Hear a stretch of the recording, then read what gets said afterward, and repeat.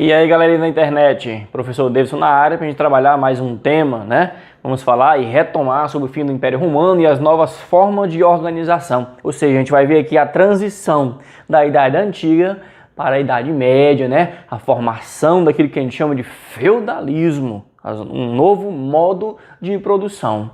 Beleza? Então segura a peteca aí. Então olha só. Crise do Império Romano. Já falamos isso aqui em outros vídeos, mas vou retomar novamente para fazer a transição.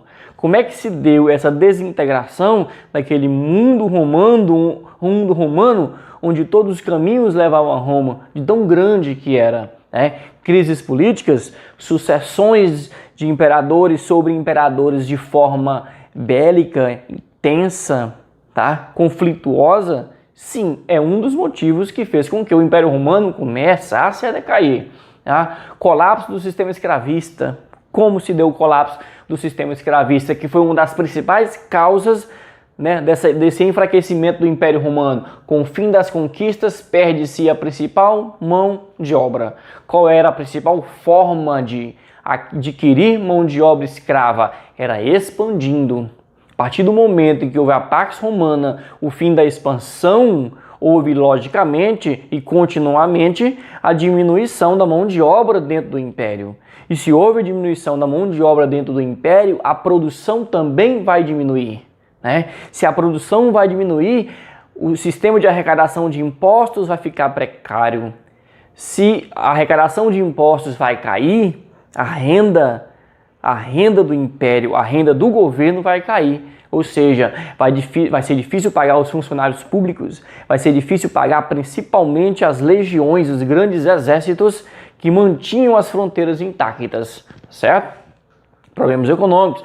Então isso vai gerar inflação elevada, altos impostos, né? Preços elevados e grandes despesas do governo. Dificuldade de manter o quê? A segurança das fronteiras. Tá? De quem? Do Império Romano.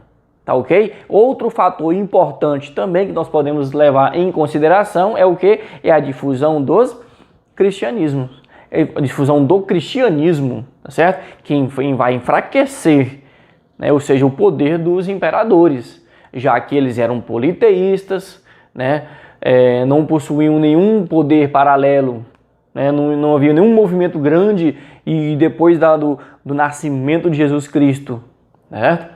E a ideia de monoteísmo e que as pessoas começaram a comprar essa ideia, né? Acreditar naquela ideia. Isso foi crescendo mesmo, né? Apesar de toda a perseguição, de todas as mortes, tá? Levantadas pelos imperadores, o cristianismo continuou crescendo até que o Constantino aceitou, tá? Deu liberdade do culto, Teodósio continuou isso, transformou o cristianismo em religião oficial do Império Romano, beleza? E outro ponto também, as invasões bárbaras, tá? Então é uma sequência aí.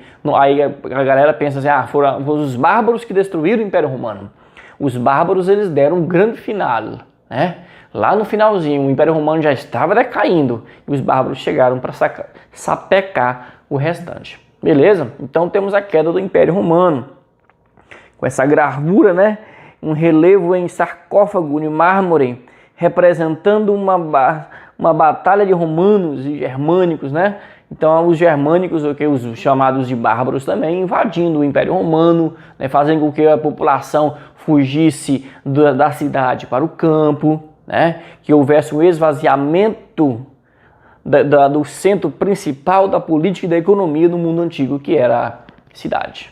Bom, então bora lá. Características. O colonato é a transição para o feudalismo. O que é um colonato? É o arrendamento de pequenos pedaços de terras, já que o senhor não tinha mais aquele mundo de escravos, né? Para plantar, para colher, ele teve que separar suas terras em pequenos pedaços, tá? E emprestar aquela terra a um colono, que foi chamado depois, na Idade Média, de servo.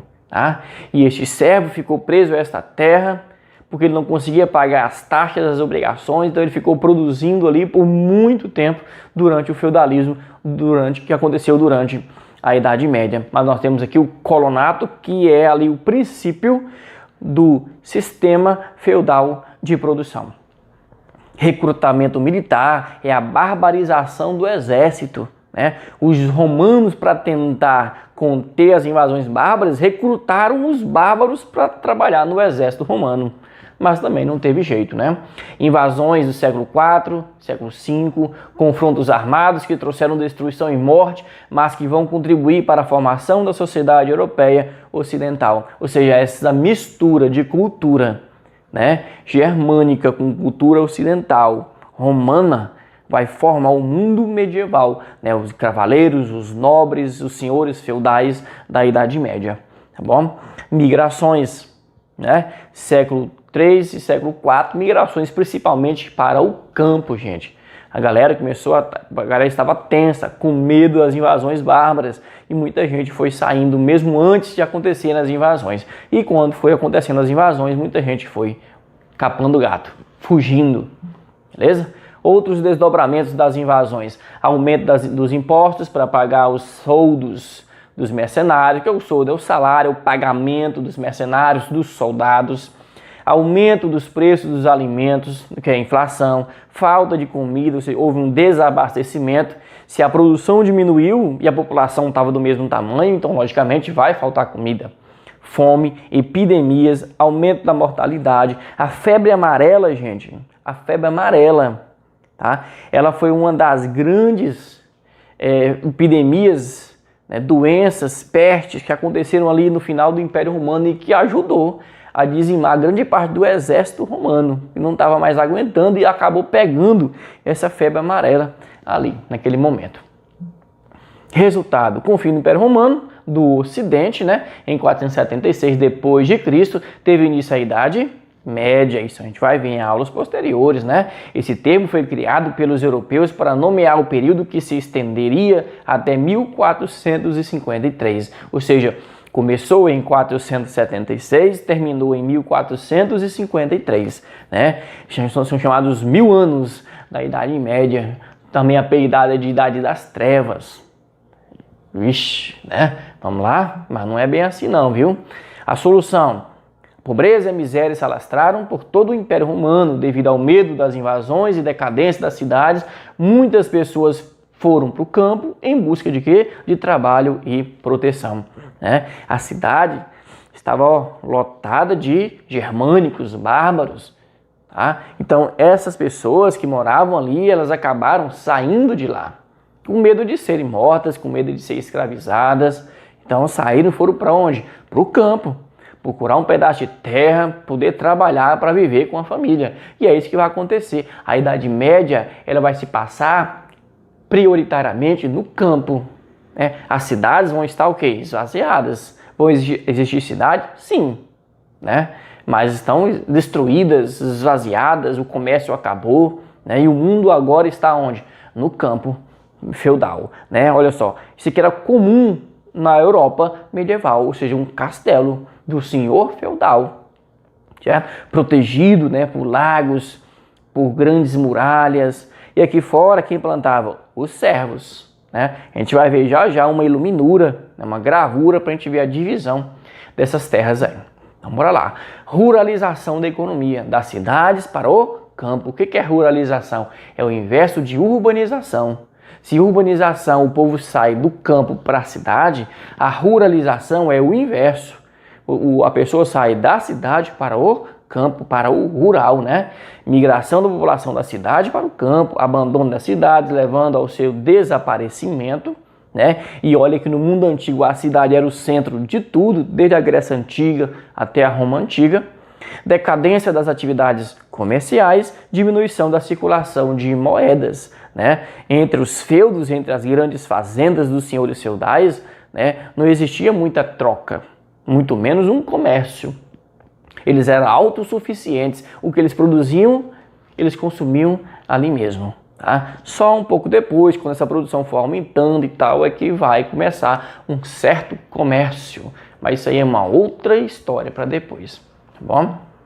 Vamos entender melhor o colonato. A maior parte dessas pessoas era composta por pequenos proprietários e camponeses empobrecidos. Em troca de proteção e trabalho, passaram a viver nas terras de nobres e ricos senhores. Tornaram-se colonos, né? Então o cara tinha uma terrinha, não aguentou mais produzir ali dentro, teve que trabalhar para outra pessoa, ou era um artesão na cidade, ou tinha um emprego na cidade, né? E com as invasões bárbaras, o que aconteceu? Eles acabaram fugindo e estavam lá na sua terrinha tranquilos, os bárbaros chegaram lá e expulsaram. Então aconteceu muito desse movimento aí nessa transição, né, do fim do Império Romano para o início da Idade Média, tá bom? Exemplo do feudo, olha só, olha o castelo do senhor feudal, uma estrada, uma floresta. Isso aqui é o manso senhorial. Dessa parte aqui para cima é de quem? É do senhor feudal, certo? Aqui o rio que divide, né? O manso senhorial do manso comunal. Aqui todos podem, né, trabalhar.